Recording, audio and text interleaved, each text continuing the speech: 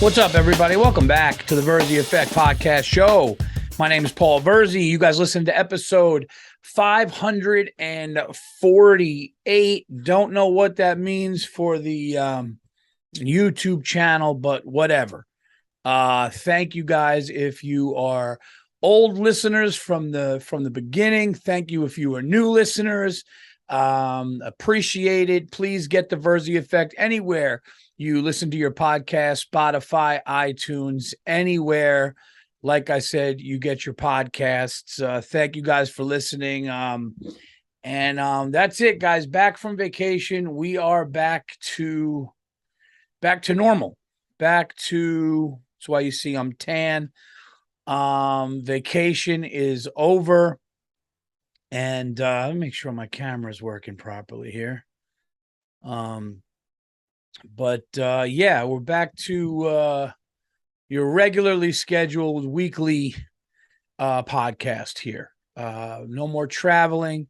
The promo tour is pretty much done, almost fully done. Still doing stuff here and there, but wow, what a summer it's been. Just got back from the ocean and actually went to the ocean. I want to start off by saying went to the ocean, got back. I was so tired, but I had to be at Fenway Park for my boy Bill Burr and my co-host of the Anything Better podcast, which you guys could subscribe to as well. The dude sold out Fenway Park, Boston, where he's from. Absolutely crushed, like 37,000 people. It was amazing to be there. I got there right before the host went on, and I had to be there. At first, I was like, man, I don't know if I could do it. I'm just getting back from vacation. I have stuff to do on Monday.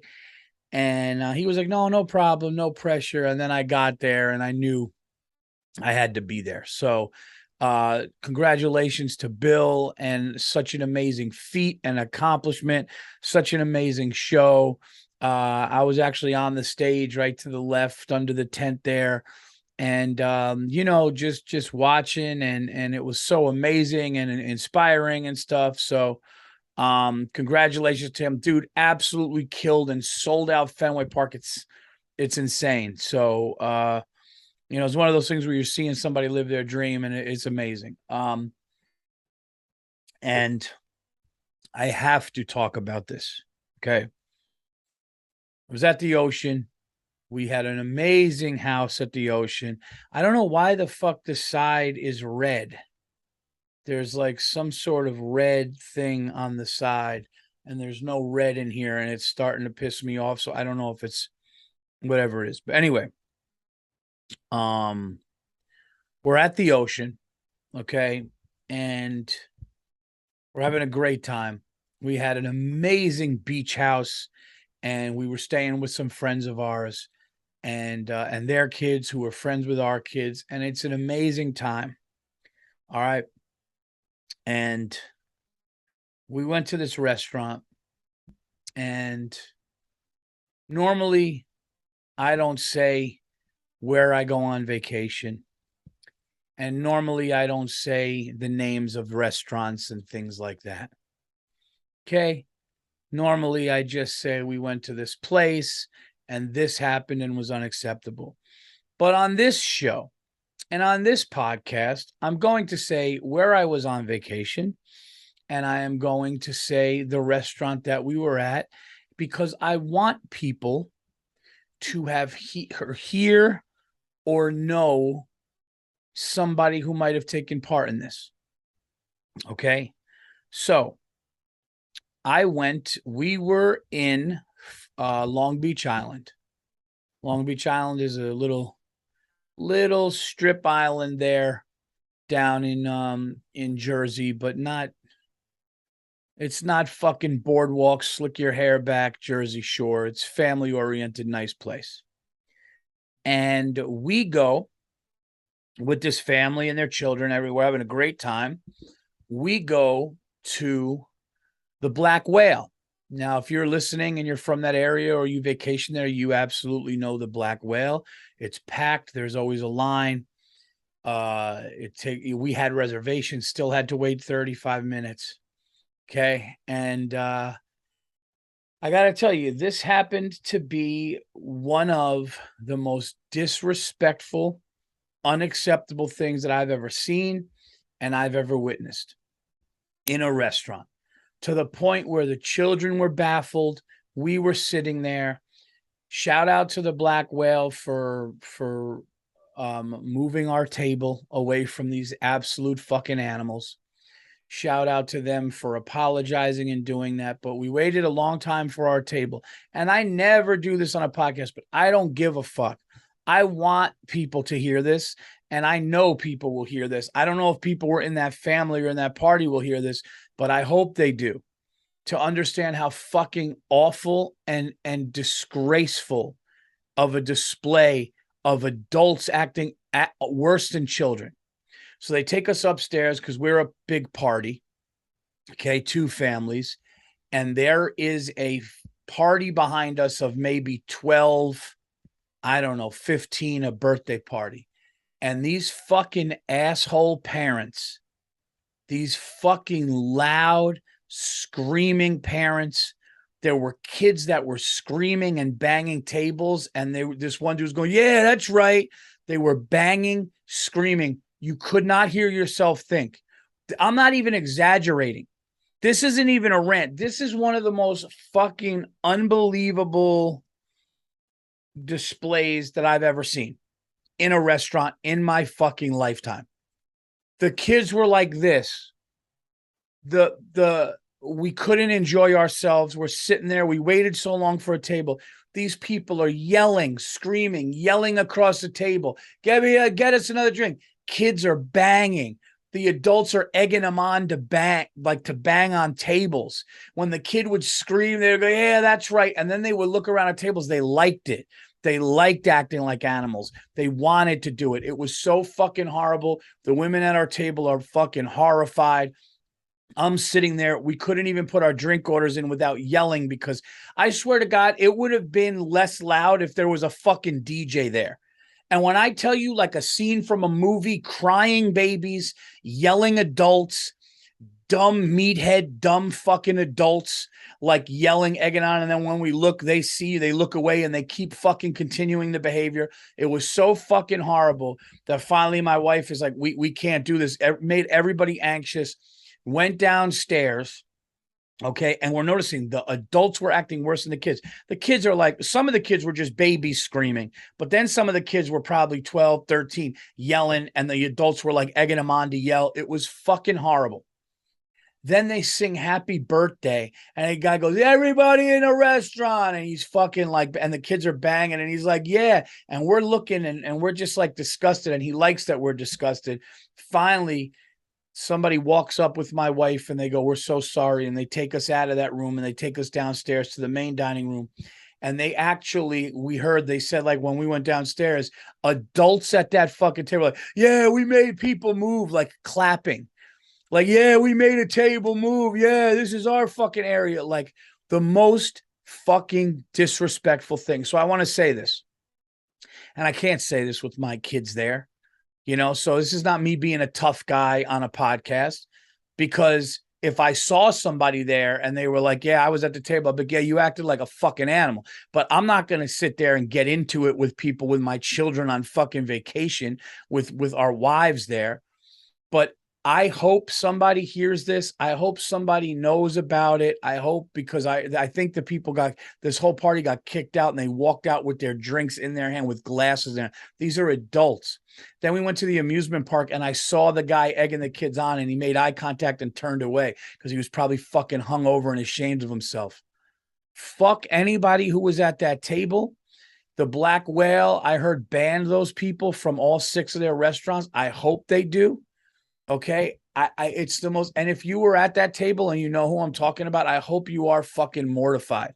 I don't give a fuck about your fucking dumb kid's birthday or whoever the fuck's birthday it was. And I don't mean to take it out on the kids, but some of the kids were screaming, yelling. It's like, fucking act better. You know what I mean? I don't give a shit. It was absolutely ridiculous. But the kids, I shouldn't even say dumb kids. I should say dumb parents, because the parents allowed it. It was one of the most, dude, it was so unacceptable that we were like, it was almost like, is this a prank show?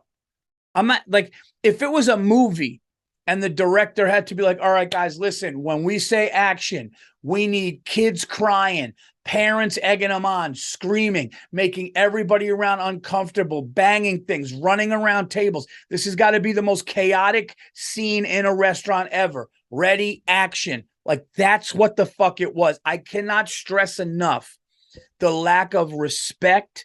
I cannot stress enough the gross, shameful behavior by adults and children screaming. I got to give one guy credit. One guy was like, look, I'm going to take the kids home, and like picked up a kid that was just screaming and was like trying to get the fuck out of there. So one guy, I give him credit. And these guys looked like either fucking asshole firemen or probably a fucking just like an asshole shitty fireman. You know, they didn't seem like cops. They seemed like arrogant asshole firemen. And I would bet maybe from New York. But if that was you, or you know who they are or whatever, man, that was one of the fucking grossest displays ever. The restaurant was like, we've never seen anything that awful here. We are so sorry. We were like thanking them for it. It felt like when they took us downstairs and got us out of there, it felt like a fucking helicopter just got you out of Vietnam when everybody was dying and you fucking got out of there. It was the worst thing ever. So fuck those people. Grow up. It was horrible. Either alcoholics who can't control it or just fucking assholes. God, I hope this gets back to somebody that knows somebody that knows somebody that was there. What a bunch of disrespectful pieces of shit. And then somebody went up to one of the wives and was like, yeah, you know, are you saying I'm a bad mother? Like, just no accountability, shitty fucking people. Fuck out of here, dude. Absolute disrespect. You could have had a pack of fucking dogs up there. I'm not even joking. I'm not even trying to be funny. You could have had a pack of fucking dogs. Dogs. Wild dogs. You could have had like fucking 4 pit bulls. You could have had fucking island dogs like my dog. You could have had, if that table was 20 dogs and 2 fucking firemen, it would have been better. It would have been better. Hungry dogs, like waiting, trying to get food and shit. It would have been more quiet than these absolute fucking animals. Absolutely brutal. Unbelievable. It's the most unacceptable I might have ever seen or had, with the exception of the Uber driver getting handed a baby. That's on an earlier episode. I mean, and it's just like when you go out with your children, and it's all a reflection of the parents. It's all what the kids see. Because what happens is these kids see their stupid drunk fathers at pool parties and barbecues, and they have egos and they're not happy in life, and they're fucking just not really that, you know, they're not doing really truly what they want. So they drown it in alcohol because they're shitty and they think they're cool, and they act and they yell a certain way and they behave a certain way. And the children see that. And then it goes on into a restaurant. Oh, my dad's cool. No, your dad's not cool.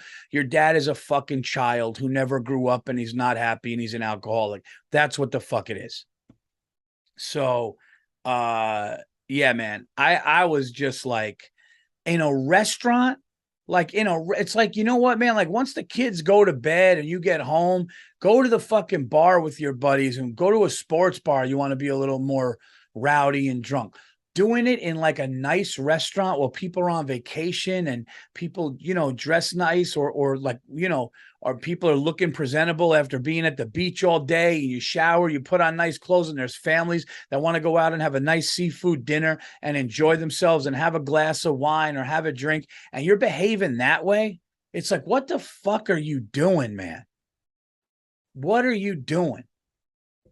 And me and my buddy wanted to say something, but it's like, yeah, it's all these people were, and that's why another reason, because if it was a bunch of dudes with us and we had as many as them, they're not going to do that, because they'll be, hey man, like, keep it down. There's kids here, you know, but it's easy to do when you see some wives and a couple dudes and kids, and you can act like a fucking asshole, man. It was, I got to tell you something, man. I can't even say enough about, imagine being at a table as a father.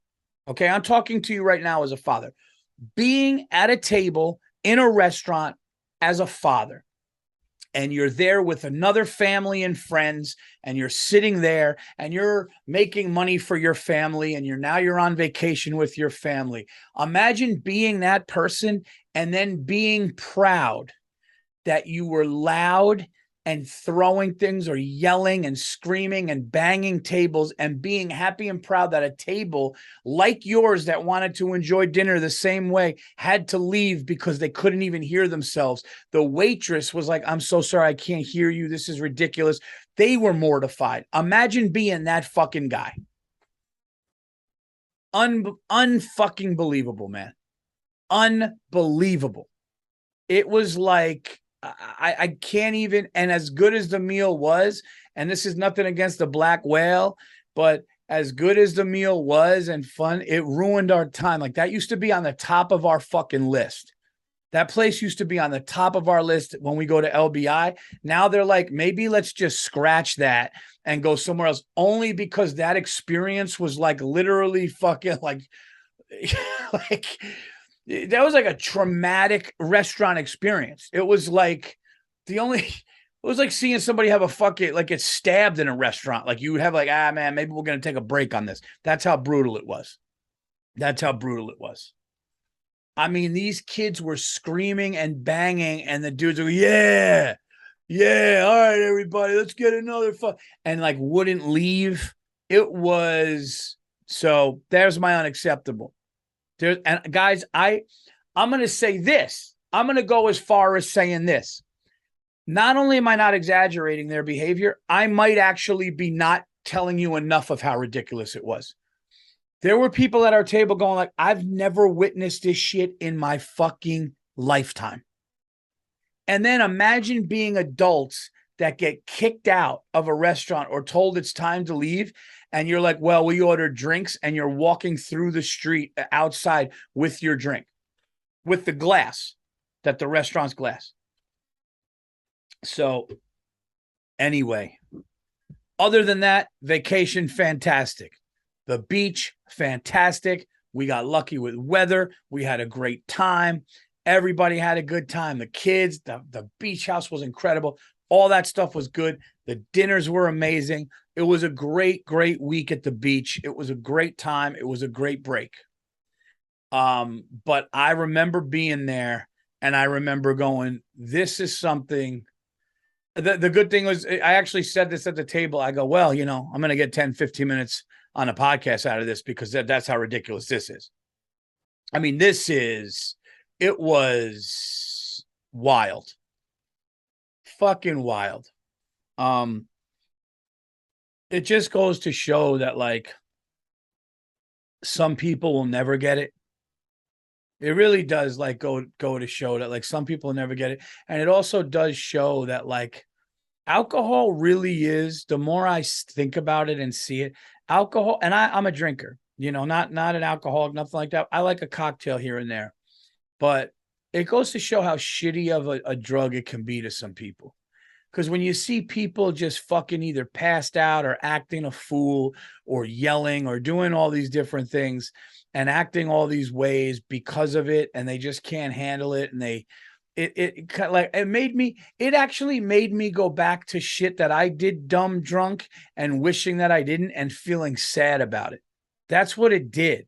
It made me go like, oh man, I did that. Oh my God, I would get drunk and steal. I would do that. Like, the older I get, the more I realize, like, you have a couple drinks and you're cool, but these other people, man, that just can't handle it, and they show that behavior in front of minors and children, man. It's really like, dude, the right thing to do for us, if there weren't children, is to turn around and go, are you out of your mind? Shut the fuck up, man. You're in a restaurant. But what's that going to get you when you're with little children? And you're outnumbered. So it was like they used that shit against us. It was brutal, man. It was shameful. Fucking shameful, man. Unbelievable. But great time. Great time otherwise. Great scallops. Nothing against the Black Whale. But oof, what a shit show. They were dumbfounded. I mean, that restaurant's been in business for many, many years. They're like, we've never seen anything like that. We've never seen anything like that ever before in our lives. It was like, do you remember the scene in Raising Arizona with Nicolas Cage where the kids were throwing stuff and writing on the wall and crayons and just making noise? And it was literally only 3 of them. And it was just the trailer was chaotic with 3 kids. It was like that for a table of like families. And when the woman said, "Are you saying like my kids are out of control and bad mother?" It's like, yeah, you're a fucking horrible mother. My wife, let me tell you something. If my children acted like that, my wife would fucking grab them, smack them in the face and go, "We're fucking leaving and you're not going to the beach tomorrow. Are you out of your fucking mind?" And we don't hit our kids, but if they behave like that, something tells me. So, yeah. Oh, dude, I was like, we talked about it for a day. We couldn't believe it. Got to the point where after we talked about it, we're like, all right, man, maybe let's not talk about this anymore. Let's talk about something positive because that's how fucking crazy it was. All right, I'm done. There you go. That's it. There's the thing. That's the unacceptable for the week. You know, I mean, it sounded like a fucking protest riot of screaming at a dinner table. Like, like, like chanting and picketing and going, our body, our choice. It felt like that, a table next to you. It felt like they were outside of like fucking Trump Tower in New York City during the beginning of his presidency, screaming in the middle of the night, and you needed like cops in the fuck holding the shield and shit. It was, God, I wish, you know what I should have done now that I think about it? I should have took my phone out. I should have taken my phone out and just kind of put it on and just like recorded it without putting anybody on camera, just recording it and listening to it and how fucking unbelievably. And there had to be 1 or 2 people at the table. We didn't, but there had to be a couple people going like, we should really fucking leave. So there you go. I mean, there was another rowdy table, but there was like that, but it was more of like a party and like they were having a good time. But then there was a table that was just crazy. So, but we got a tan, got to really come down from everything that went on this summer and relax, enjoy ourselves. Go to the arcade, go to some dinners, and we had a great time chilling on the beach, and and there you go. So it's a crazy. The summer is over, man. The summer is pretty much over. Kids go back to school. Yankees started winning again. It's only a couple in a row, but you know what? It's all right. You start righting the ship. Get close to, 80 wins in August. You'd be okay. Go on a little bit of a run. Maybe try to get to that 100 game mark or, high 90s game mark, make the playoffs. It's a good year. That's it. New York Football Giants coming back. Saquon Barkley's talking shit, and I love it. Saquon Barkley is like, dude, fuck everybody. I'm going to go crazy. He thinks he's better than he was when he got there. So I'm excited about him. And yeah, this is a good time. The sports time of year is coming up. So that is all good. But yeah, it's nice to be home and be with the kids for the summer, but got to get back out there and get back on stage, man. I'm really looking forward to getting all the new material, the new hour, which is really going good. Putting it all together. And I'm going to be doing some shows in New York City at the Stand, working on some stuff, maybe the Cellar New York Comedy Club. We'll see. I want to thank everybody who's listening here in the UK because I'm performing in the UK October 7th. October 7th, I will be in London.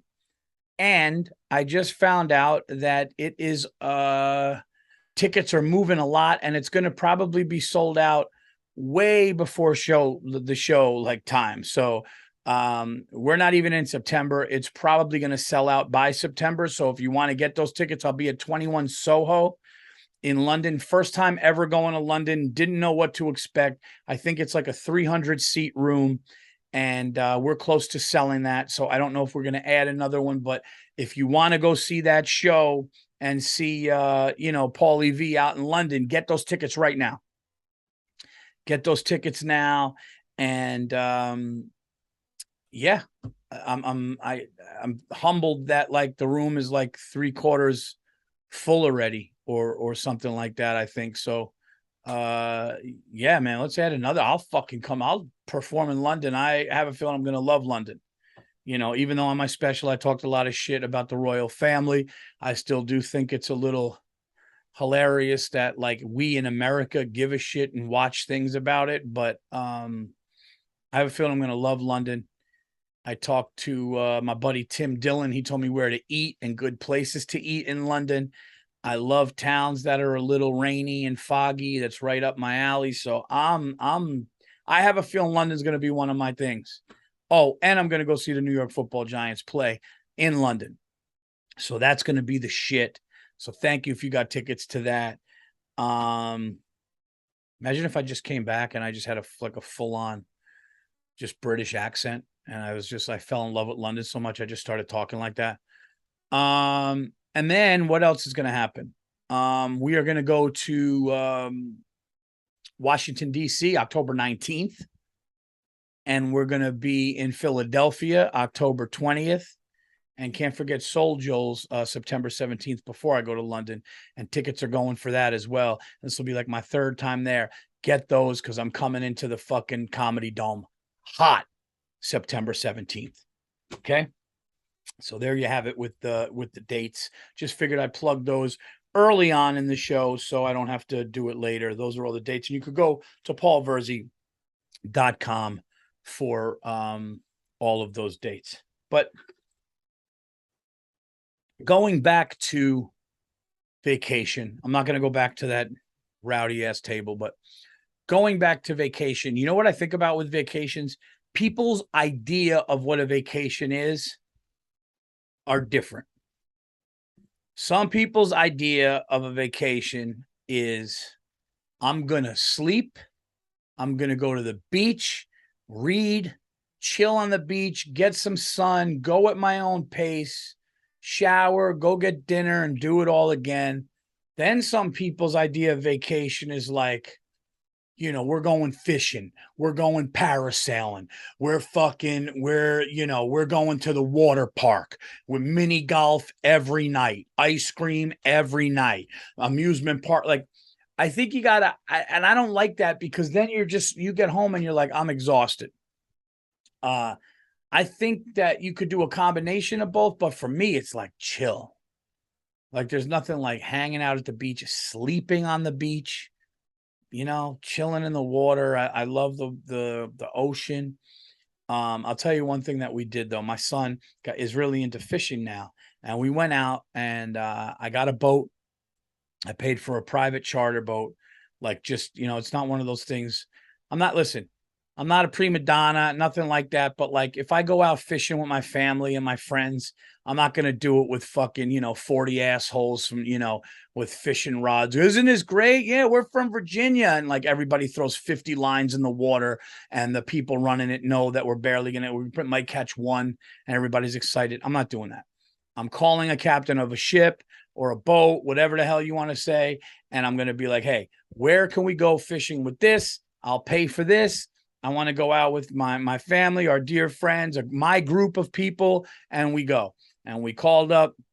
We got this captain, and we went out.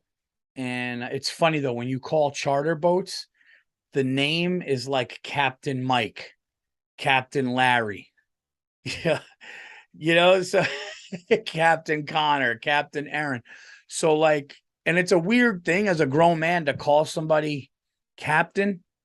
So I would call up and like my son is like, Dad, you got to get a boat. We got to get a boat. So I'm like, I'm gonna, buddy, because I told him that I would. And I was away and traveling and stuff. And I was like, listen, we're gonna take you fishing.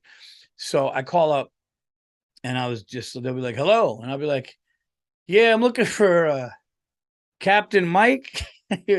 This Captain Mike. I'm just like, hey, Captain. Like, anyway, I'm looking to go on a boat, Captain. You go there, it's like a fucking 25-year-old kid. I'm calling Captain and shit. Kid's trying to figure out his life. No, we did have a young captain, but the dude, he was great. This dude Connor. So, anyway, so we go out there and we're fishing and we're having a good time, and the fish needs to be a certain weight for you to keep it and cook it and eat it. So everybody starts catching fish. My daughter catches two. My son gets a bite, brings one up at my buddy catches. By the way, I don't know if anybody's into fishing, but and I will do a sneaker review because I know you guys like a sneaker review. So sit back, relax, because I'm gonna give you the whole fucking episode. Don't worry about it. And I'm sorry about this light on the side. I don't know what it is. I'm gonna have to figure it out. So I think it might just be the background. I don't know. There's a fish called a sea robin, and my buddy Billy catches not Bill Burr or anything like that. I have another buddy. Bill, he catches this thing called a sea robin. And I've seen sea robins before, but this looked like a sea robin. If anybody fishes, you know what they look like, but this looked like a sea robin from the depths of hell. It looked like if a sea robin, like remember in Star Wars when the Emperor was getting electrocuted and his face started to change. This looked like a sea robin that was a normal sea robin that just turned and went to the dark side. This thing had fucking big bat wings, these fucking beady black eyes. The thing was hissing or making noise, barks or some shit's going like, bop, bop, bop, bop. Dude, it has feet on the bottom. And the guy was like, yeah, they crawl on the bottom. I mean, this thing looked like a prehistoric demon alien, right? And obviously you can't eat it, so you throw it back. But we start catching shit. We start catching fluke. We start catching stuff, but nobody catches anything big enough to eat, right?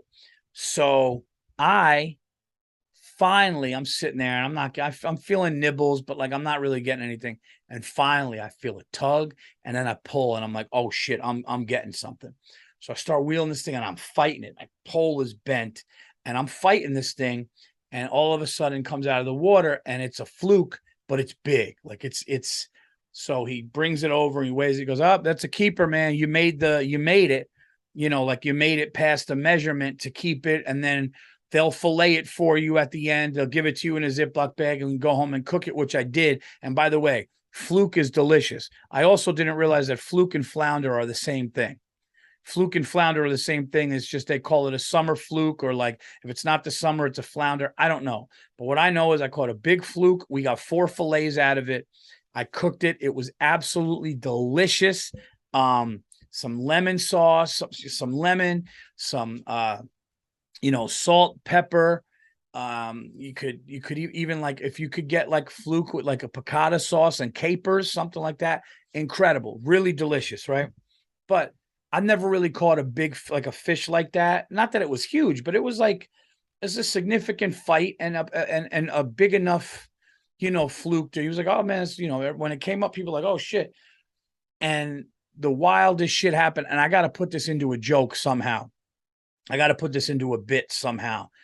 But he opens the cooler and he fucking throws the fish in. I thought, like, when you catch a fish and you take it off and you're going to keep it and eat it, just do something like not slice its throat, but like do something where like the thing is a lot. They just open a cooler and they take this fish and they throw them in there and they close the cooler, and this fucking thing is flapping around in there. As I'm fishing, I'm hearing the thing like trying to survive and bang. It was like fucking the fish version of Billy Bats. Oh, that's a good one. That could go as a bit. It's like the fish version of Billy Bats in the trunk at Goodfellas. The thing is just like banging around, and I want it to be like, can we fucking How funny would it be if we open the cooler, we just start stabbing it like fucking like they did to Billy Bats. Pesci just takes out his mother's knife and the hoof. Just starts, stabbing this fluke, but it was weird to just, and then he told a story about there's like mako sharks that if you catch a mako shark, they fight so much, even on the boat. And they were like, you got to just shoot him in the head. And I was like, what do you mean shoot him in the head? And my my buddy Billy goes, we like a revolver? Like my buddy's from Long Island. He's so funny. He's like, what do you like? I just picture a guy with a revolver just loading a 6-shooter, just shooting no, but he's like, no, it's actually a shotgun shell. You just shoot it in the head and then it dies instantly. The shell goes through its brain and the thing is dead. And I was like, are we fishing or like learning how to murder something? So that's where my mind went. So you never know. Maybe I'll do a bit. I'll do a bit on that or something. But as I was fishing, I was like, all right, cool. I caught a fish and I might have a joke about it because I got to tell you something. Hearing a fish flopping around in the cooler that you just bought, that you just caught in a cooler that's right next to you while you're trying to cast another line or whatever, drop a line. It was really kind of weird. And like, I felt bad. I'm like, can we just kill this thing? Like, because I had this, I don't know why I thought I'm such a novice with fishing. And by the way, I'm starting to like fishing and I want to get into it more. But I thought when you caught a fish and you wanted it and you were going to keep it and eat it, they like might have done something like right there, like take it, lay it down on the thing, like cut its head off, cut its tail off, and then take maybe not fully scale it, but like get to make it a little easier for when you get off the boat and just throw it in the cooler. Like this thing was, no, they were like full body alive in there. So what else? Yeah, it was a lot of fun. We caught, I think in like 4 hours, we all caught like, I think we caught like 13, and we're pretty much novice. I think we caught about 13. How far along are we here? Shit. I think we caught about 13 fish in like half a day. And it was everybody got into it a little bit, so it was pretty cool. All right. It's time for a sneaker review. So I could do 2, but I'll do 1 now and then maybe 1 after. So I know you sneakerheads love when I do a little bit of a review here. So I'll talk about some fall sneakers that are nice because now with the fall sneakers, you're getting cool colors. You're getting beiges, you're getting browns, you're getting always that cream color and orange. So I think one of the sneakers that I'm going to be rocking that I really, really like. I mean, I'm always going to rock white a lot, just because white pops with everything. And I like wearing white sneakers. But if you're looking for a great sneaker, I implore you to look at the elephant print. It's the elephant print Jordan 3s. Okay. You know what? I probably should have my producer. I can't because my phone died. So that's how professional I'm being on this one. Guys, I just got back from vacation. I'm giving you the fucking goods. I'm giving you rants. I'm talking fishing. Now I'm talking sneakers. I mean, just bear with me here, okay? By the way, going to get a better camera for this thing and get a whole new setup home. So it's going to even look more crisp and better too. Just going to keep fucking leveling up. What else can you do? You got to just level up. But the Jordan 3 elephant prints they got like a cream, they got a black leather, but then there's like the tongue is like a cream suede, and then there's orange all over it. Really, really nice sneaker. Comfortable, looks good. Wore it only once, and I was like, oh, these are, I like a Jordan 3 better than a Jordan 4. I feel like Jordan 4s, you see a lot of kids in school, a lot of girls wearing them. I'm sorry, women wearing them. And not that that's, anything wrong with it, but a Jordan 3, I just think is more of I don't know. It's not even that it's more expensive. It's just a better, I don't know. It's just a better looking sneaker, I think, at least for me. So check out check out that elephant print Jordan 3. It's perfect for the fall. Certain places have it, certain places don't, but you could certainly get them online.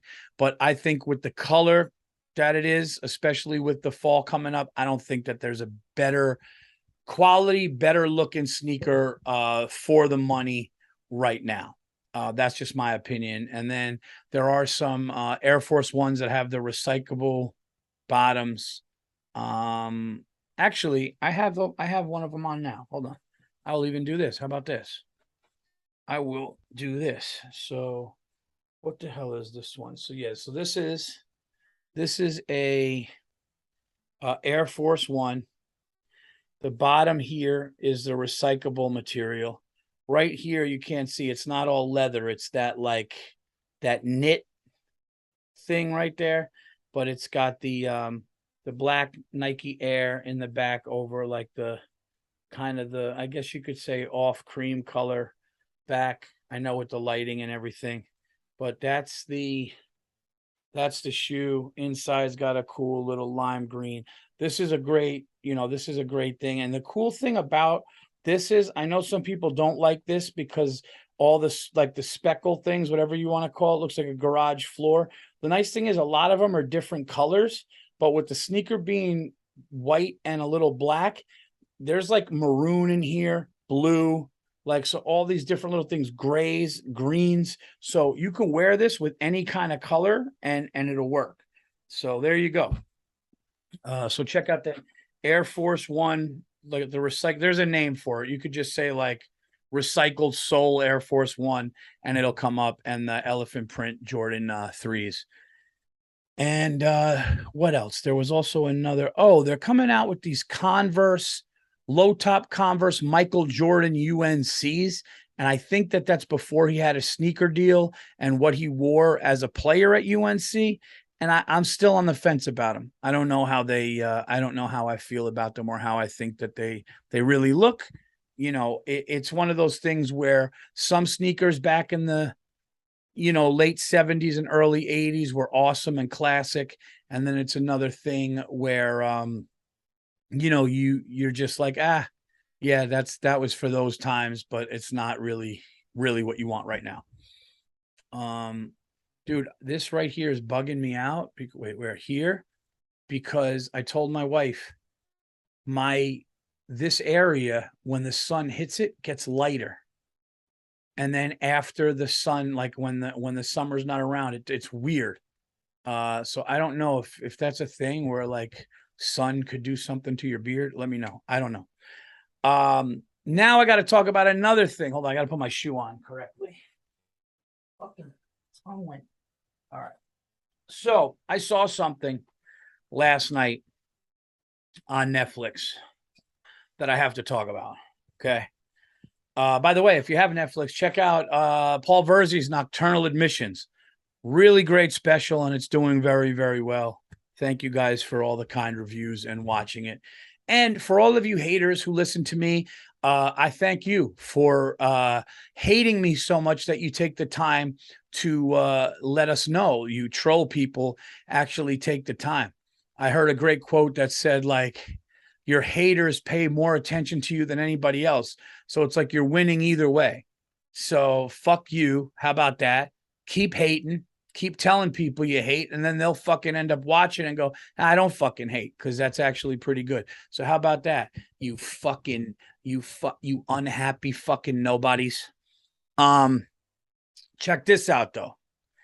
I saw the Manti Te'o shit on Netflix. And I got to talk about this. That dude sat back and listened and watched people make fun of him. And come to find out that now look, 3 years talking to somebody and having them, never seeing them, would be a little weird. And I do feel for Manti Te'o because, going from like the cover of all those, things, and almost winning the Heisman Trophy and all of those things, to like the top 3 most hated athletes, up there with like Lance Armstrong and all that stuff. When that stuff came out, that's got to hurt when you know that like you kind of got suckered into something. And if you watch it and you listen to him and his family, you actually understand that like he is a good person. But the best friend was like, yeah, I kind of was suspicious, but I didn't say anything.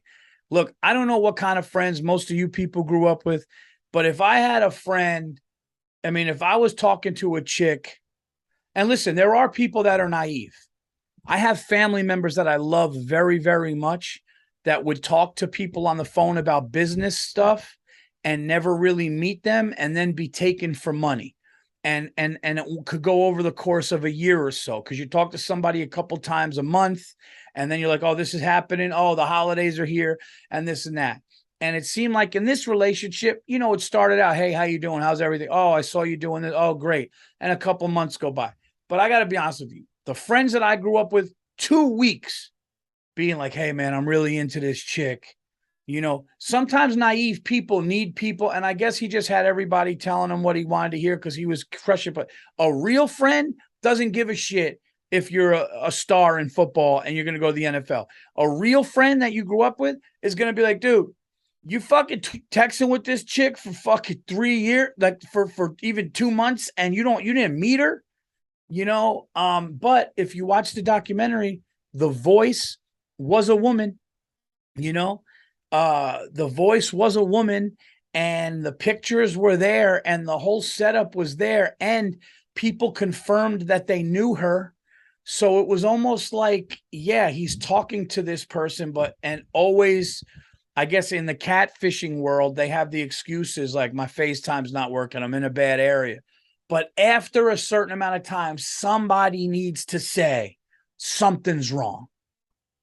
So what I got from that was, friends and family of people need to step the fuck up. And I know mine would have. And I be like, yo, are you out of your mind? Dude, let me see that text. Dude, this chick ain't real. This is nuts. So that's the one thing I got, but I really felt bad for the dude. And I felt like he's a good dude. And I did feel like, shit, man, you had to just kind of swallow that. And and then they're like, well, he knew something was up when he was about to get the Heisman. And he made a good point. He's like, what am I going to do? While I get a question on stage for the Heisman, go, yeah, that girl that I said was my girlfriend died, but now she's back to life. By the way, spoiler alert. I mean, but you'll see it. It's really not giving anything away. It's a sports documentary. So just watch the story and it'll unfold. But that's a good point. You're not going to find out somebody you've been texting with for years, that you developed this emotional relationship. You love this person, however, even though you didn't see him, however crazy that is. And then you find out they died and you're devastated and hurt and all that. And also there was, that she was sick in bed with leukemia for a while. And he still was like, how are you? How you feeling? He seemed like the type of guy that if you said something was wrong, he would check in and stuff. And it was just a bad timing thing. He was new to Notre Dame, coming from, Hawaii. So he probably just connected online with people and got into something and, made him feel comfortable. Whatever. I'm not making excuses. It's a wild story. But the point that he made, which is true, is like, you're not going to find out that person died. And then all of a sudden, little while later, you find out, I'm actually alive. We had to do that. People were, and then go on stage and somebody goes, and your girlfriend died. And you're not going to go, actually, especially when you're like under the microscope in front of, actually, hold up real quick. I know this is going to sound crazy to everybody. She actually is back. People would be like he's got a lay around his neck and he's like standing there with a Heisman Trophy. Yeah, real quick, everybody, that whole national story. Yeah, dude, she's back to life. I don't know what's going on. So he made a point. It's like, they're like, no, he lied. He knew. It's like, he might have known for a couple days, and just trying to figure stuff out, but you're not going to automatically go and do that. So I really felt for the dude when I saw it, having the whole country go, nah, that dude's gay, and that dude, and whatever his sexual orientation is, doesn't matter. But in that situation, if that documentary is factual, which it seemed like it was because all parties spoke and everything was out in the open and honest and everything. I know there's obviously, areas of gray, shades of gray in this thing, but if you watch that documentary, I think you're kind of a piece of shit if you don't feel for the guy a little bit. That's just my take on it. That's just my opinion on it, because I feel like that dude, first of all, you could tell he was a quiet, like, kind of kid anyway, who just kind of talked to his family. But then dropping in the draft, and the way he talked about football when he was like a god on the field, everything was clear, the game was slow to him. And then when all of that stuff happened, and there was literally there was like everybody was watching him when he fell to the second round to the Chargers.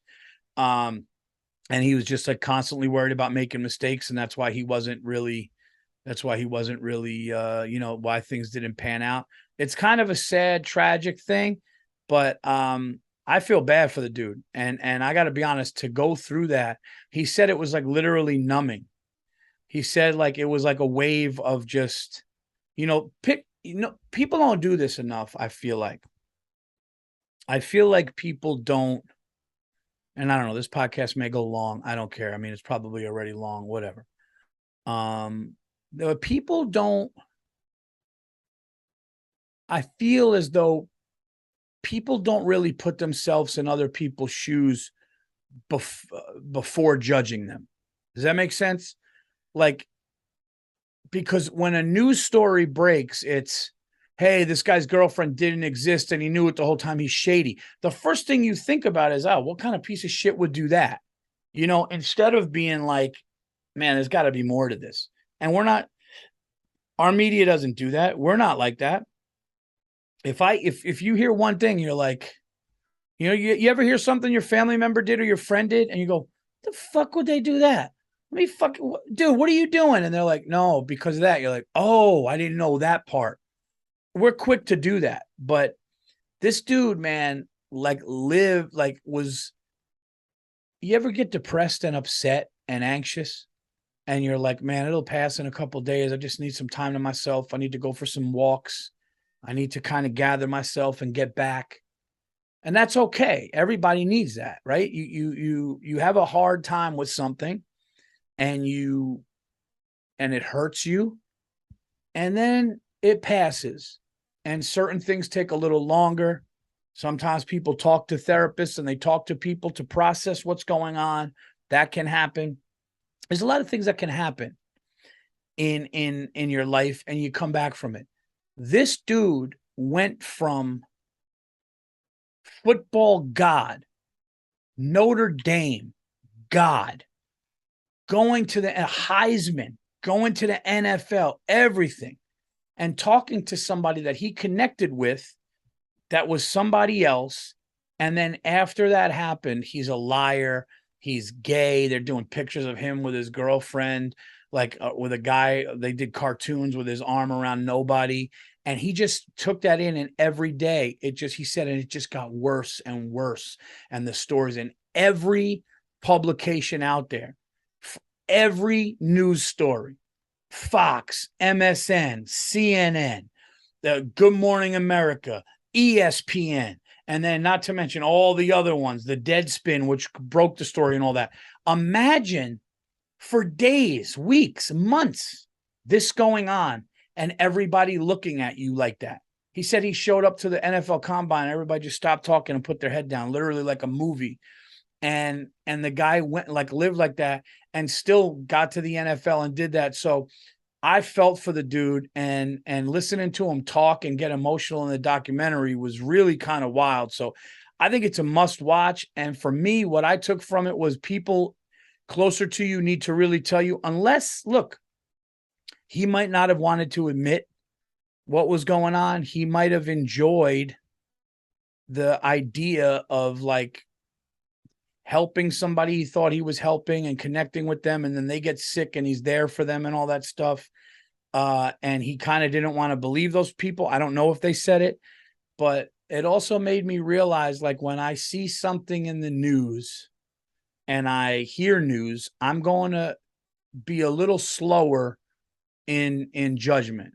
I'm going to be a little slower in what did they do? What an asshole. That's stupid. That's the dumbest thing I've ever heard. A little bit, so because I don't know, it's easy to be the other person. It's easy. I was talking to Ron Funches on his podcast, which will be coming out. And it's easy to judge, man. It's easy to be an audience member. It's easy to sit in the darkness and hold a drink and judge the person on stage instead of really like listening and understanding. And, it's the same thing in life. It's like, look, sometimes you're not going to like somebody. You're just not going to be with what they're about, and fine. But those people that just go cold real quick, fucking piece of shit. He's fucking, yeah, dude, he's fucking gay. He hit it. Like, how could he let this go out? And like, what a fucking scam artist. And he's trying to get empathy and stuff like that. And then you watch that doc and you're like, shit, I got that wrong. That's what's shitty to me. So it's going to make me, you learn from everything. It's going to make me a little less judgy. Not that I'm a judgmental asshole now, but, less when you see that stuff, especially in that eye. And there's no way when that broke that dude was okay for his parents are crying, going, dude, he just totally like went into a shell and like it changed him and stuff. It's brutal, man. It's really brutal. And they said something really poignant, I think, in the documentary. And it really, you see it in life here. You see it, and it's a big thing in America. I can't speak for other countries, but in America, as much as and I've said this before, America loves an underdog until they're not the underdog anymore, and then when they get big, they love the teardown. They love the collapse. They loved the collapse of Mike Tyson in the news. They love the collapse of Tiger Woods and he'll never win another one and all these women and how could he do this to his wife? They love that. But when he's a god, he's a god. When he's winning all those, majors and he's winning all those fights and all this stuff, the media just eats it up instead of, and you could have relationships with people. Don't think that some of these people didn't have great relationships with reporters and great relationships with journalists. And hey, man, I love you, dude. You're the best. I'll thank you so much for that article. That was really nice. And then all of a sudden something happens and that person will jump on you, man.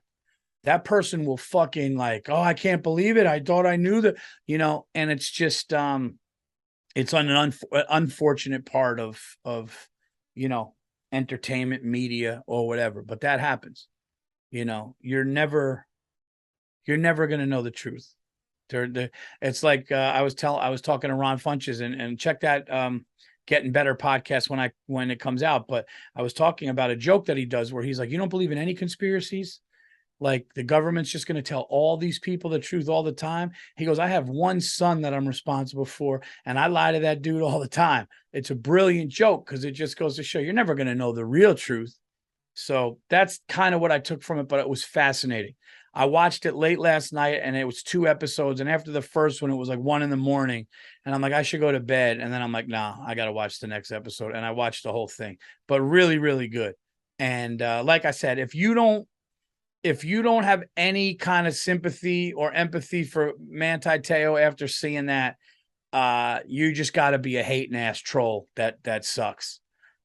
I'm not saying the dude wasn't naive. I'm not saying the dude maybe didn't want to believe something, but I think when you find out what his first intentions were, and then it's tough. So shout out to that dude. If anybody, if Manti Te'o ever hears my dumb ass talking, I feel for you, man. That was a tough thing. Come out to a show, man. I was going to say, we'll come out to a show. We'll laugh about it later. Like it wasn't like one of the biggest tragedies. Yeah, we'll laugh it off like it never happened because you listened to a comedian's fucking podcast. But yeah, it was, that was good. I'm trying to think of, did I see anything else that, and I already talked about The Offer. You guys were, and by the way, I love how I mentioned The Offer to you guys. And some of you people actually said to me like, really, Paul, like it's up there with The Sopranos. No, I said it's one of the best things I've watched for me because I loved The Godfather. The Godfather, I grew up, it's incredible. I've watched it so many times. And now to hear the inside story about things and scenes that happen in The Godfather, it was riveting to me. So I'm not saying that, you fucking morons. Really fucking so stupid. Something like that. I need to hear about Bob Evans and these rich people. You know, I'd rather watch Tony Soprano and fucking whack people. I understand. For me, it was a very great 10 episodes for me. And if you love The Godfather, and even if you love interesting stories about show business in Hollywood, that's a great one. That's it. I don't understand what the fucking problem is. There's people that are just so, I really like, I would love to know the science of that. Like does that go back to like the cavemen? You know, does that go back to just like Neanderthals? Was there like a Neanderthal troll where like a couple of fucking cavemen made fire and there was one guy like, they got fucking lucky, like they get a spark, he hit a rock. He's not, this guy's a fucking more like, has there always been that? Has there always been a fucking asshole? It must be where there was a hater in every generation, every decade, all the way up to, you know, to thousands of whatever hundreds and hundreds of years ago. It had to have been. There just had to have been, you know, Jesus and God and all that. They probably had trolls. Just anybody doing something great. Or trying to do something. There's just people that just can't and don't and hate and want to hate. Guys, if you don't like my podcast, you don't have to listen to it. You don't have to. I'm doing this shit for you for free. I'm talking shit. I hope you love my comedy and you want to know me more personally. And then you come out to a show. That's what it is. There's nothing else. There's no trick here. There's no fucking, I'm not trying to do anything else. Sorry, I like a show you didn't like. You're going to go out of your way to write paragraphs of why I'm wrong. It's fucking lunacy. It's absolute lunacy to do something like that, in my opinion. I could never do that.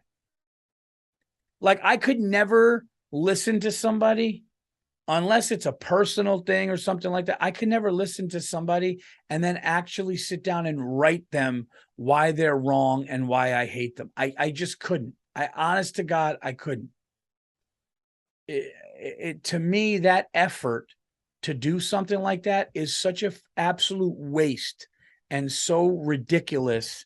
But I guess they got nothing better to do. And I guess you'll drive yourself crazy trying to figure out why people who do that. So there you guys have it. I'm back. TVE is back. We're going to be back every week, whether I go into New York, into the studio and have a guest, whether I do a Zoom guest, whether I'm just alone, whatever it is, it's back. The fall is here. We are going to kick off all this shit. The school year is coming for the kids. The NFL's coming. The brisk, cool air is coming. The New York football Giants are coming. And I really, really hope October baseball for the Yankees is coming as well. And with the Knicks, who knows? So thank you guys for listening to episode 448, I believe.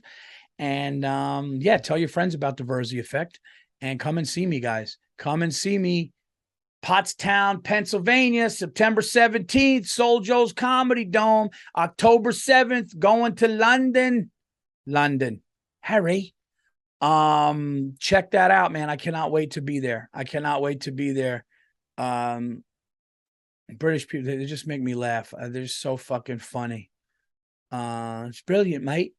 It's just, they're fucking the best. I can't wait to do it. My son wants to catch a soccer game and a football game. I don't know if that's going to happen, but that's at Soho 21, October 7th. You could come and see me there. It's going to sell out because it almost is sold out. So get tickets to that. And then October 19th, guys, my favorite city and my favorite comedy club, one of my favorite cities and my favorite comedy club, the Washington, D.C. Improv. One night only, Wednesday night. Guys, I need you to buy tickets for that. I need you to pack that out, because if we pack that out, I'm going to keep coming and I'm going to keep adding shows on weekends, but we got to pack this one out first. So October 19th, the Washington, D.C. Improv, get your tickets. And then the next night, the Philadelphia Punchline, we got to pack that puppy out too. All right. So let's get these tickets sold. I'm coming with all new material. I'm coming with a new hour, working it out. It's getting better and better all the time. A lot of people are saying some good things about it. So check that out. Please subscribe to the YouTube channel and check out my special, Nocturnal Admissions, streaming right now on Netflix. And go check out dates at paulvirzi.com, and more dates are coming. So there you go. That's it. This has been episode 448. I love you guys. I'm back. I'm going to fix this color problem. I'm going to fix all this shit. All right, I'm back. I'm going to spruce up the studio a little bit. Who knows what else is going to happen in here, but I'm back. Thank you guys for listening. Download it. I'll be in New York City this week, and I'll talk to you guys soon.